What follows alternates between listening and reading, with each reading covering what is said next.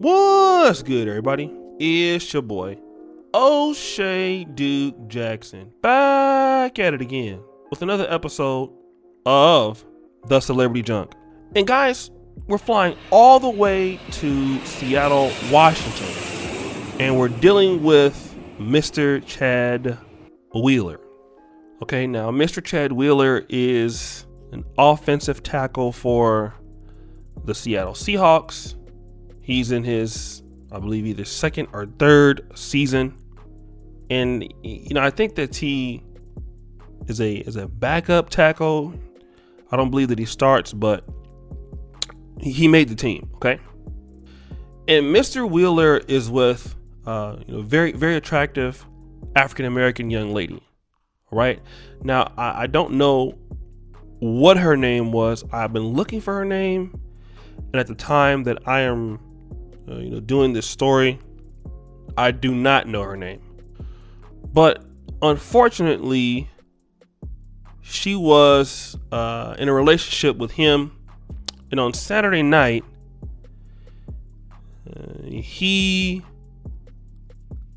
is alleged to have performed a felony domestic violence case on her. And pretty much, he abused her physically. And she's been locked in the bathroom at that time. She'd been in a physical fight with her boyfriend. And we cannot show the photos, but if you look at the photos, the young lady was almost disfigured. And from sources that I have read, he said he thought that she had passed away, and he sat there while eating dinner. Okay.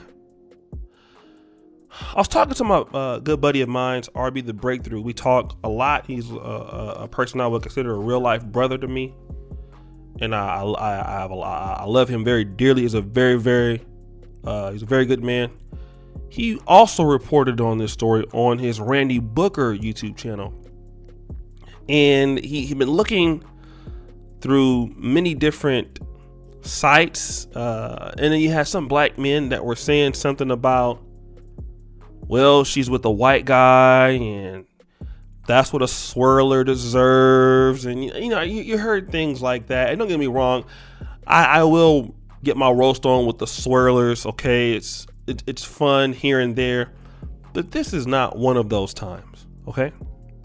This young lady, from what I understand, I don't know who she is. She's an attractive young lady. I don't think that she has any history of talking about black men or anything like that, and no woman deserves to have this happen to them, irrespective of what their personal opinions are. Okay. And he got out on bail. All right. Now, what I want to talk to people about in the black community that interracially date, and I think we need to have the serious conversation, is that a lot of times we spend discussing why we'd rather be around white people, or why we would rather be around black people, or why white women are better for us, or why white men are better for the sisters, and things like that. The situation is this: there are bad apples in every race. Okay. Here's a sister that was, dealing with a guy who went to USC, which is a pretty good academic college, promising career to tackle, and that's going to be pretty much over.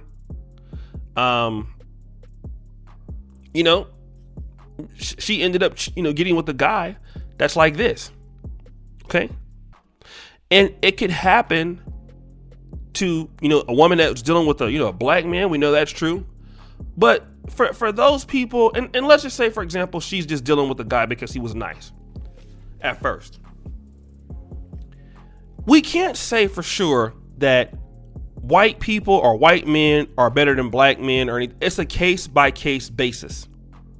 Okay. And, a lot of times, and I'm not saying that this happened here. Okay. So I wasn't there, but with some sisters dealing with, let's say, black men. Okay. When it comes to, having discussion, being a little bit more aggressive, kind of talking back and things like that. black men understand that a little bit more, all right, than let's say some of the other races. If it was the case that, that was her, persona, or sisters that do get with other races, those guys might be a lot less patient with that. I'm not saying that happened in this case, and certainly it doesn't excuse it. But what I'm saying is that, other races might not take the same level of patience with our people that we have with our own.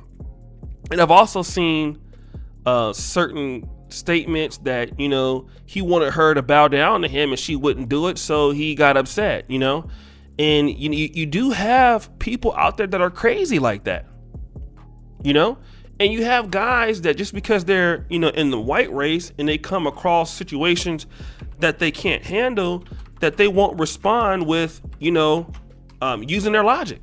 Okay. And actually, he actually just got cut. I'm looking at it right now. He's no longer on the team. Okay. So I just want guys to understand in general, especially black men, if a woman gets you to the point that you feel that you need to hit her, or that you need to strike her, or that you need to fight her, you need to leave her alone. All right? A woman should never make you feel like that. All right? If you have to feel that she's putting your buttons or pushing your buttons or anything like that, let her go. Okay? Let her go.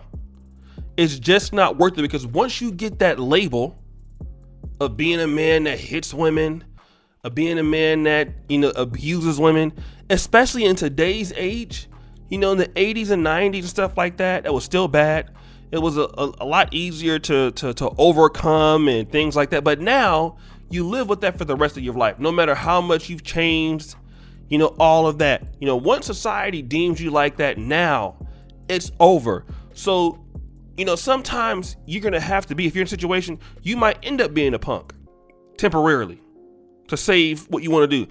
If she hits you, you need to walk away.